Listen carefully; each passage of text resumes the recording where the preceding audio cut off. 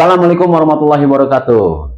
Salam penjinar. Selamat datang kembali di channel kami, Obeng, Obrolan Engineering. Bersama saya, Nurjaman Iwel. Dan saya, Egi. Oke, Pak Egi. Episode kemarin kita sudah membahas mengenai masalah elektrikal nih. Oke. Dari mulai TM sampai ke PMDP, sampai ke SDP ya. Nah, setelah dari SDP itu, pendistribusian listrik itu langsung ke PP, biasanya panel pembagi atau panel penerangan seperti itu. Nah, Pak Egi bisa menjelaskan nggak Pak Egi, setelah dari SDP ke PP, selanjutnya kemana Pak Egi?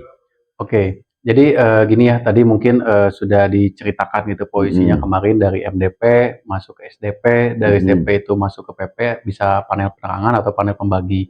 Nah, biasanya di sini tuh yang membedakan di sini tuh lebih ke kalau di MDP kita fokusnya ada namanya ACB atau Air Circuit Breaker. Nah, tapi kalau posisinya itu di SDP biasanya kebanyakannya itu NFB atau NFB, No Fuse Breaker, gitu posisinya tuh. Nah, tapi kalau misalkan di PP biasanya sebutnya tuh MCB atau Miniature Circuit Breaker. Gitu. MCCB juga ada gitu. Posisinya. Circuit Breaker. Oke, jadi teman-teman harus paham dan mengerti, teman-teman ya.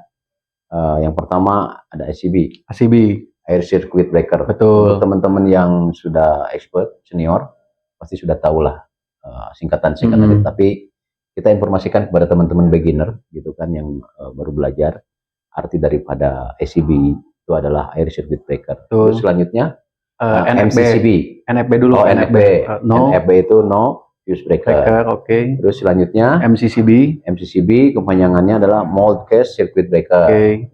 And then ada MCB. Nah, MCB itu adalah Miniature Circuit Breaker. Betul.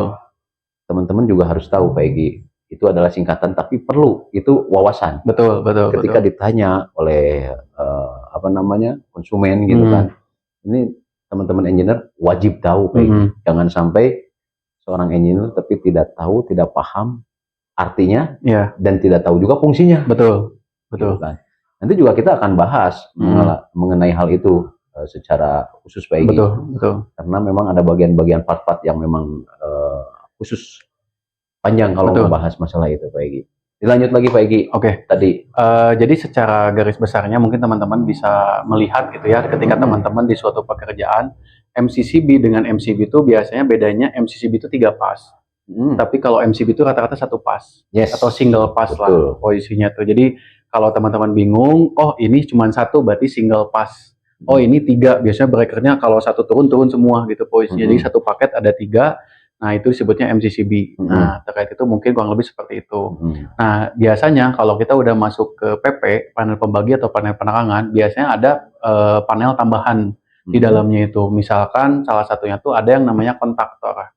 Nah, jadi biasanya itu kalau teman-teman di suatu building itu kan biasanya suka ada pompa gitu kan posisinya, atau instrumen-instrumen lain gitu yang memang membutuhkan misalkan wiring, misalkan star, delta dan lain-lain.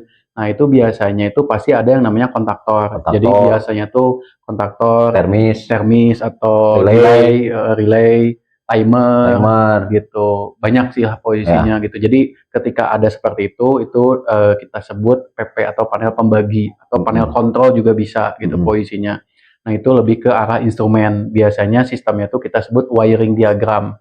Single wiring diagram. Kalau single line itu gambar. Kalau single line itu biasanya kita pakai untuk 1 pas. Biasanya, tapi kalau wiring diagram itu kita pakai untuk 3 pas. Tapi kalau misalnya teman-teman pernah lihat nih ada modul namanya tuh VLC.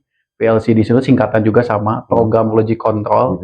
Nah, ini tuh namanya wiringnya tuh bukan wiring diagram, bukan single line diagram, tapi ladder diagram. Ladder diagram. Itu sebenarnya secara sistemnya sama-sama aja. Jadi untuk teman-teman baca gitu posisinya, cara kerjanya bagaimana, sistemnya bagaimana. Hanya bedanya kalau VLC itu biasanya si ladder diagram itu dimasukin ke dalam sebuah VLC. Programnya lah bahasanya mah gitu. Beda dengan wiring. Kalau wiring itu nanti sistemnya itu teman-teman pengkabelan. Jadi posisinya tuh. Jadi kabel 1 pas teman-teman masukin, ada yang namanya NC, ada yang namanya NO. Nah, NC itu normally close ya posisinya, dan NO itu normally open. Normally open. Biasanya kalau di kontaktor itu NO itu teman-teman bisa lihat di sebuah kontaktor ada namanya A1, ada yang namanya A2. Nah, ini biasanya disebut coil. Terus ada yang namanya tadi NO. NO ini biasanya untuk numbernya itu 13-14. Itu udah pasti mau merek apapun semua pasti gitu. Terus kalau untuk NC-nya itu biasanya 21-22. Itu juga sama udah pasti. Jadi teman-teman mau kemanapun sama pokoknya seperti itu.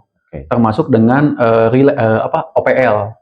Overload thermal gitu posisinya. Jadi OPL di sini tuh juga sama 95, 96, 97, 98 gitu posisinya. Kurang lebih seperti itu. Jadi untuk mengenai masalah kontaktor juga nanti kita akan bahas juga. Betul, nanti kita akan bahas tuntas lah. Betul, dari mulai wiringnya gitu kan. Terus dari dari mulai cara masangnya seperti apa. Gitu kan. Terus kegunaannya nanti untuk apa. Betul. Jadi teman-teman, seorang engineer itu tidak hanya bisa memasang. Sebelumnya juga seorang engineer itu harus bisa membaca gambar. Betul, wajib. Wajib. Ini menjadi satu kewajiban bagi seorang engineer untuk bisa membaca gambar. Karena ketika seorang engineer tidak bisa membaca gambar, maka akan sulit sekali mengaplikasikannya di lapangan. Akan terjadi banyak short, akan terjadi banyak kesalahan. Betul. Ini adalah menjadi fundamen, jadi dasar. Guider lah nantinya. Ya, jadi dasar seorang engineer. Yang pertama itu ketika kita akan memasang suatu instalasi, itu wajib harus bisa membaca gambar. Betul. Ya, kalau misalnya sudah bisa membaca gambar, mudah sekali Pak Egy nanti untuk pemasangan, wiring gitu kan ya. Sangat-sangat mudah, akan lebih mudah lagi gitu kan. Oke, Pak Egy, next. Tadi setelah pendistribusian listrik dari PP gitu kan. Terus kemana lagi nih Pak Egy nih? Nah, biasanya tadi kembali lagi ya. Tadi kan kita ngomongin di situ ada yang masuk ke areanya instrumen. Instrumen itu tadi lebih ke controller lah ya bahasanya. Mungkin teman-teman yang lebih awamnya bahasanya tuh cara mengontrol alat atau start stop. Jadi karena ada push button, ada selector itu posisinya. Nah, setelah itu biasanya kita ada lagi PP di sini tuh untuk misalkan keperluan CCTV. Berarti ini sekarang sudah dari tadi arus kuat sudah mulai masuk ke arus lemahnya nih. Kalau ke kontrol. Sebelumnya controller itu masuknya instrumentasi atau robotik lah bahasa ininya Maya posisinya. Cuman robotiknya secara instrumentasi. Nah, tapi kalau kita ngomonginnya ke PLC atau smart relay, Arduino dan lain-lain itu lebih ke kontrolernya IoT gitu atau Internet of Things gitu. Nah, di dalam gedung gitu kan itu ada yang namanya juga elektronika. Ada, betul. Jadi seperti CCTV gitu elektronika. Kan? Terus akses kontrol juga, betul. Terus parkir sistem juga elektronika gitu kan. Terus apalagi nih yang harus televisi juga masuknya elektronika. Ya. Terus satu lagi tuh paging system. Paging betul, elektronika juga. Sound, audio, video. Betul. Nah, itu masuknya ke bukan arus kuat lagi ya, bukan arus kuat, bukan instrumen, tapi lebih ke arus lemah. Lemah. Oke, itu juga sangat penting bagi pengetahuan kita sebagai engineer, harus paham juga dan mengerti bahwa ini CCTV itu masuknya elektrikal arus kuat apa arus lemah, gitu kan? Apakah ini masuk ke dalam instrumen kontrol atau apa, gitu kan? Nah, Pak Egy bisa menjelaskan nggak biar teman-teman lebih paham dan sebenarnya secara gampangnya gitu ya posisi teman-teman. Jadi ketika teman-teman menemukan suatu komponen atau kayak tadi misalnya CCTV, biasanya di dalam CCTV itu di dalamnya ada yang namanya resistor, transistor, dioda. Nah, itu biasanya udah termasuk ke arus lemah karena adanya PCB gitu. Jadi kalau zaman dulu tuh saya waktu sekolah itu saya beli PCB kosong, saya tenggelamkan gitu ke dalam larutan gitu ya. Habis itu saya sebelum itu saya harus kasih dulu jalur-jalurnya pakai spidol. Jadi bukan spidol Snowman ya, posisinya ada spidol khusus untuk PCB. Untuk PCB kita buat nanti misalnya ini PCB kita buat jalurnya kemana, misalkan dari dioda masuk ke resistor, masuk ke fuse, masuk kemana. Nah, itu biasanya masuknya ke arus lemah. Sama halnya kalau kemarin kita bahas terkait masalah mekanik itu ada AC, AC di dalamnya ada PCB. Nah, PCB Nah. itu masuknya ke arus Arus lemah. lemah gitu Yes. posisinya. Jadi kalau teman-teman untuk membedakan naon sih nya bedana arus kuat, arus lemah sama tadi instrumen gitu atau controller gitu ya. Simpelnya kalau instrumen dia itu pasti ada yang namanya kontaktor, relay, start stop, push button. Itu pasti namanya instrumen. Tapi ketika di dalamnya itu terdapat transistor, resistor gitu posisinya. Transistor itu kakinya berapa? 3. Oke. Nah, di dalam transistor juga nanti beda-beda. Ada NPN, PNP, PNP, banyak lah. Jadi kalau kita bahas satu persatu, wah nggak akan itu habis. Bisa lebih dari 8 SKS itu. Nah, gitu. Waktu Termasuk saya kuliah juga begitu Peggy. termasuk dengan resistor. Kalau dulu saya nyanyi-nyanyi Hicome gitu. Meo. Gitu. Hicomeo. Nah, gitu. Hikuwi. Nah, hi-nya tuh hitam gitu kan. Banyak lah. Coklat. Itu untuk menentukan gelang warna. Biasanya dalam gelang warna itu nanti Itu cara tahanannya menghitung berapa? Kapasitansi. Betul, Berapa tahanan besarnya. ya. Gitu posisinya. Jadi banyaklah kalau kita ngomongin masalah elektronik itu intinya teman-teman cukup yang ada elektronik yang ada PCB-nya itu berarti masuknya arus lemah gitu posisinya. Terus Pak, kalau misalkan nih mungkin teman-teman bertanya-tanya sesuatu yang tak kasat mata gitu ya posisinya. Itu sebutnya apa gitu? Apakah makhluk halus atau makhluk gaib gitu ya? Mungkin pernah dengar ada rangkaian elektronik atau sistem kelistrikan, sistem kendali yang tak kasat mata? Saya kira belum Peggy. Saya belum pernah dengar gitu kan ada listrik wireless. Nah, belum pernah ya posisinya ya? Jadi sumber listrik tanpa adanya konduktor, tidak adanya penghantar, belum pernah. Nah, jadi misalkan lampu, gitu kan, oh ada sih sebenarnya seperti sekarang ya, lampu bisa nyala tapi dengan baterai. Nah, itu kan jadi tak kasat mata ya posisinya ya. Terus apa lagi? Senter juga. Senter, betul, nggak perlu kabel lagi ya? Perlu kabel. Betul. Terus emergency lamp gitu kan, emergency lamp juga bisa nyala. Nah itu kan karena ada backup baterai gitu kan. Ya, semuanya dengan baterai Pak. Jadi memindahkan yang tadi awalnya itu sistemnya itu pakai arus listrik, jadi sekarang pakai baterai karena dengan catatan atau syarat biasanya kalau untuk baterai itu dia pakainya 6 volt, 12 volt, 5 volt, 24 volt, biasanya seperti itu. Jadi kalau AC itu jarang, biasanya jarang ditemui. Cuman yang maksud saya tak kasat mata di situ mungkin teman-teman pernah melihat teman-teman lagi ada di suatu ruangan, posisinya itu misalkan di suatu building, ini anggap aja building gitu ya, bukan imajinasi. Jadi ini suatu building di mana tiba-tiba ketika teman-teman diem, lampunya nyala, mati, nyala, mati. Nah itu sebenarnya kalau teman-teman lihat saklarnya nggak ada yang pegang. Ya, saklarnya nggak ada yang pegang gitu. Kan biasanya kalau logika kita itu kalau ngomongin single line diagram gitu ya, posisinya tuh harus ada yang pencet saklar baru lampunya mati. Nah, apakah ini hantu yang pegang? Nah, itu biasanya apa namanya? Sekarang udah canggih.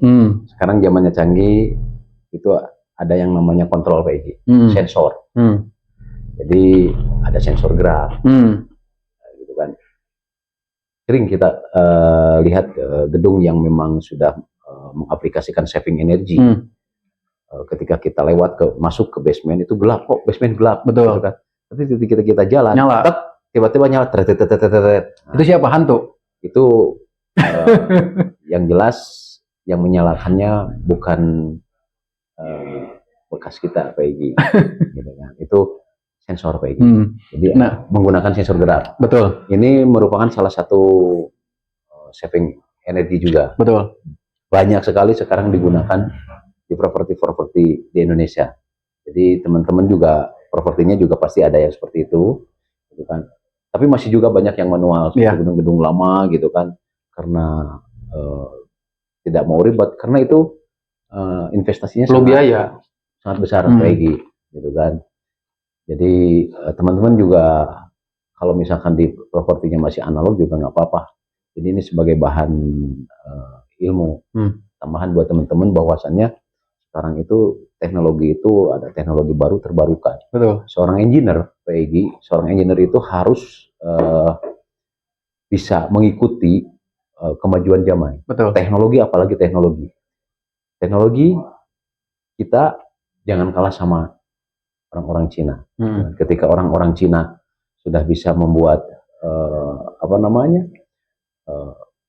Pesawat lampu, terbang. lampu, Oh, lampu. lampu dengan perintah suara aja, Hmm. nyala, Hmm. nyala, mati, bisa mati. Indonesia coba apa? Bisa. Masih meributkan masalah hal-hal yang tidak penting gitu kan. Oke. Terus engineer juga kita sebagai engineer, kita engineer luar aja sudah bisa membuat seperti itu gitu kan. Kenapa kita masih berkutat dengan hal-hal yang memang tidak menjadikan Nguyak, tidak berfaedah lah. tidak berfaedah gitu kan. Ini juga perspektif pemikiran seorang engineer juga kita harus mulai rubah kayak gitu. Betul. Karena kita harus bisa mengikuti perkembangan teknologi. Betul. Apalagi kalau kita ngomongin teknologi itu sistemnya tuh dia dari mulai poin 1.0, 2.0, 3.0, 4.0. Nah, sekarang kita ada di eranya 4.0. Di mana memang segala sesuatu itu bisa kita kontrol, bisa kita data secara real time. Maksudnya gimana? Kayak contoh misalkan, sebelumnya teman-teman nggak pernah tahu tuh kalau misalkan ada yang namanya lampu atau ada yang namanya alat elektronik itu bisa kedetek dia nyalanya berapa jam sih selama 1 hari. Nah, kita nggak pernah tahu kan biasanya ya. Betul. Nah, zaman sekarang itu udah tadi yang saya bahas ada yang namanya IoT atau Internet of Things, di mana kita nanti sistemnya tuh Modbus. Modbus di sini tuh nanti kita serialnya tuh 485 atau 232. Nanti kita bisa tarik data, ambil data. Ini mainannya memang engineering tuh global IT jadinya.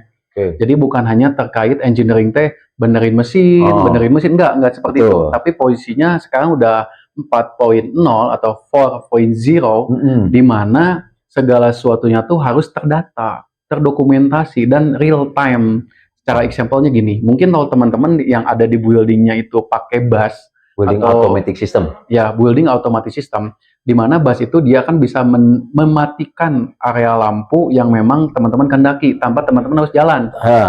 Posisinya. Terus posisinya juga dia bisa misalkan di timer. Jadi misalkan jam 7 nyala, jam 8 mati. Itu bisa kayak gitu juga bisa posisinya. diatur. Nah, zaman sekarang nanti udah masuknya ke mobile. Jadi teman-teman tinggal buka HP gini, telepon pacar. Gitu, bukan? Jadi gini, tinggal buka HP. Jadi yang nyala bukan lampu, tapi yang nyala rekening. Habis gitu. Jadi posisinya nanti teman-teman tuh tinggal buka HP, posisinya misalkan buka di Google. Biasanya kalau kita ngomongin dunia IT, dunia itu kita ada namanya hosting, ada namanya domain. Sebenarnya hosting di sini tuh biasanya kalau teman-teman pemain Modbus biasanya tuh nanti dia tuh misalkan 192, 162. Nah, itu biasanya IP address. Nah, kan kadang-kadang kita pusing tuh dengan IP address ya. Nah, makanya kita harus pakai domain. Domain di sini lebih ke nama. Jadi nanti kalau teman-teman misalkan bekerjanya di apartemen maju mundur misalkan. Teman-teman tinggal buat aja domainnya apartemen maju mundur, www.apartemenmajumundur.com. Klik, nanti akan muncul ke sistem teman-teman. Gitu. Nanti sistemnya tuh kita dashboardnya. Nah, dashboard ini dapatnya dari mana? Kan nggak mungkin ya kita tiba-tiba ada gitu posisinya. Ya harus dibikin dong. Nah, satu dashboardnya kita harus bikin posisinya. Kedua, kita harus ada database. Database ini tuh untuk menyimpan data yang kita tarik di sistem instrumentasi yang ada di lapangan kita. Jadi next teman-teman nih di building-buildingnya itu yang memang sistemnya masih kuno-kuno gitu ya, nggak tahu kayak contoh gini. Dulu saya ketika bekerja di sebuah building gitu, ketika saya pengen tahu roof tank saya penuh nggak ya, naik ke atas, lari-lari. Nggak, sebenarnya zaman dulu juga tidak penuh atau tidak, itu kita sudah menggunakan yang namanya radar atau WLC. Betul. Water level control, betul. Semenjak saya gitu kan ya, 30 tahun yang lalu gitu kan, saya mulai karir saya itu dari teknisi. Mungkin pendahulu saya sudah, ketika saya masuk juga sudah pakai WLC. Sudah pakai radar. Nah, gitu. Yang saya maksud di sini tidak lari-lari. Yang gitu saya maksud di sini lari. Kalau yang lari-lari itu berarti kan di gedungnya itu dia tidak menggunakan WLC otomatisasi. Betul. Gitu. Nah, maksudnya di sini tuh kembali lagi kan tadi sistem industri itu kan dari 1.0, 2.0, 3.0. Nah, terkait ini tuh maksud saya tuh kita pakai yang 4.0, di mana memang kita itu bisa memantau dimanapun kita berada. Jadi contoh misalkan kita lagi ada di rumah nih, tiba-tiba misalnya pompa kita nggak nyala, nggak ngisi ke roof tank gitu posisinya. Nanti mereka akan ada alarm, kan medium, high, low. Yes. atau low, medium, high. Ya. Ketika dia medium, dia akan ada alarm mulai medium air. Nah, di sini kan berarti kita ada yang namanya korektif pencegahan gitu posisinya. Jadi kita nggak usah lagi lihat, kan biasanya kalau tadi kita pakai WLC, berarti kita harus mau tidak mau kita pasang WLC 3 stick kan, E1, E2, E3. Nanti dia itu turun ke bawah ke lantai yang kita tuju, misalnya di office-nya di basement, lantainya di 13, kita narik kabel panjang, pusing ya posisinya ya. Terus nanti ada pilot lamp atau emergency, posisinya lampu merah, kuning, hijau, misalkan merah argent low, kuning misalkan medium atau sedang lah airnya, tapi hijau penuh misalkan. Nah itu kan berabe posisinya. Nah dengan sistem yang 4.0 ini, nanti teman-teman itu cukup teman-teman pasang yang namanya tuh, kalau saya biasanya pakai ada Arduino, ada Smart Relay, terserah lah teman-teman budgetingnya lebih kemana gitu posisinya. Nanti teman-teman udah pasang, tinggal di atas, udah nanti tinggal masukin ke jaringan yang ada itu. Tidak usah narik kabel panjang. Narik kabel tetap ada, tapi dia tuh ke server aja. Ya, berarti kan narik kabelnya itu narik kabel jaringan ya? Narik kabel jaringan, tapi kalau memang tidak mau juga bisa. Kita bisa. Jadi posisinya itu kalau memang lebih murah lagi ya? Enggak, justru lebih mahal. Oh, jadi lebih mahal? Jadi lebih mahal ketimbang kalau teman-teman pakai sesuatu yang nggak ada kabelnya gitu, posisinya, ketimbang dengan ada yang kabelnya. Jadi kalau tadi misalkan sistemnya kayak model LAN gitu ya, jadi teman-teman tarik kabel dari Arduino-nya atau MOSFET atau apapun itu, teman-teman tarik ke server, nah itu kan posisinya memerlukan waktu, memerlukan tenaga dan lain-lain. Pengen bisa langsung nembak ke server, bisa aja gitu posisinya. Gitu. Nah, nanti terkait ini juga kita akan kupas tuntas gitu posisinya. Yang penting pemrograman terkait masalah pemrograman gitu posisinya gitu ya. Oke, Pak Egy, jadi mengenai apa namanya pemrograman nih, bahasa pemrograman ini memang dalam ya. Ketika saya kuliah juga memerlukan beberapa kali SKS, beberapa kali pertemuan, beberapa gitu ya. Saya juga sudah lupa lagi nih, tidak diperdalam. Next, sometime juga kita harus bisa menjelaskan ke teman-teman kita mengenai bahasa pemrograman ini gitu kan. Terus teman-teman juga yang tidak paham dan tidak mengerti tadi bahasa Pak Egy dari 1.0, 2.0 gitu, 3.0 sekarang 4.0. Silahkan tanya. Betul. Silahkan di kolom komentar. Nanti saya akan bantu jelasin. Maksudnya nanti, apa sih gitu. Gitu kan, nanti Pak Egy dan saya juga akan menjelaskan nih apa itu. Terus misalkan di propertinya ada trouble, ada kesulitan apapun, insya Allah nanti kita akan bantu. Atau bisa, bila perlu kita kunjungan Pak Egy. Betul. Misalkan kita siap datang. Ada teman kita nih, ada masalah gitu kan, di pemrogramannya gitu kan, di di alat-alat kontrolnya gitu kan, bisa lah. Kita bisa bantu. Gitu. Yang penting yang jelas transportasinya. Tapi kayak contohnya gini sih, kalau teman-teman biasanya yang hampir rata-rata bintang 4, bintang 5 sih sebenarnya kalau hotel ya. Biasanya kalau teman-teman ke hotel itu kan suka tap kartu ya posisinya. Tap kartu, pintu masuk kan posisinya. Lalu si keypadnya itu kan ditempel di wadah keypad gitu posisinya. Dari situ lampu nyala.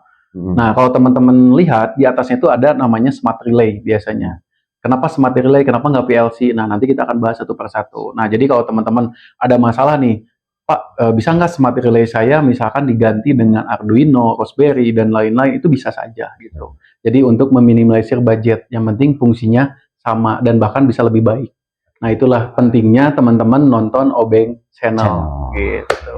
Betul sekali Pak Egy. Apa yang dikatakan Pak Egy benar teman-teman.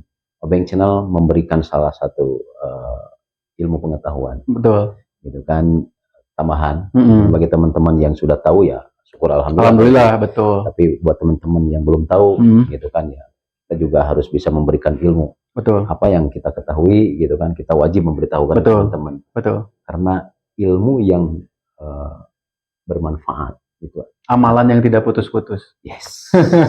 Insya Allah mudah-mudahan ya Pak Egy, apa yang kita bicarakan gitu kan di channel kita ini, sangat bermanfaat bagi teman-teman. Amin.